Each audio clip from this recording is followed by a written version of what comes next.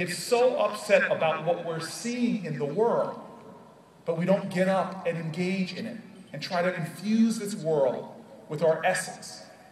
I believe that the world and its circumstances are nowhere near as important as what is going on in each side of you.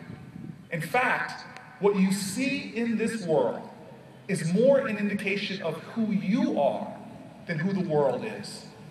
To paraphrase Emerson, he said, "That only which we have within can we see without. If we see no angels, it's because we harbor none."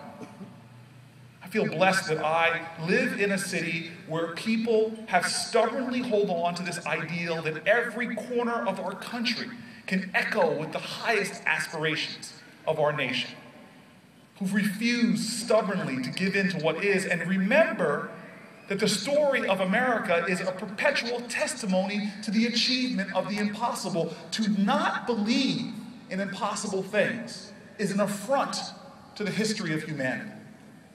And so the challenge for us individually is to constantly see within the truth of who we are. This is what my grandfather says to me consistently. Believe in your truth. Know you are called for greatness.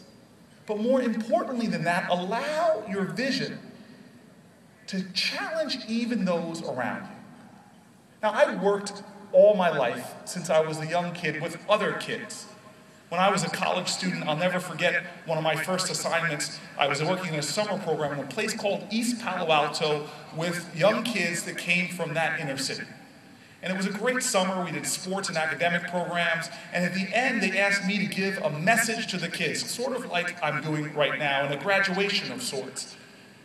And I'll never forget that when I was a high school football player, I had a sports psychologist come in and speak to our team about achievement. And they gave this wonderful little experiment where they had us all stand up and raise our hands as high as we absolutely could. And I'll never forget just standing there straining. And then he said, "Do you have your hands as high as you can?" And we all, the football players, we said, "Yeah."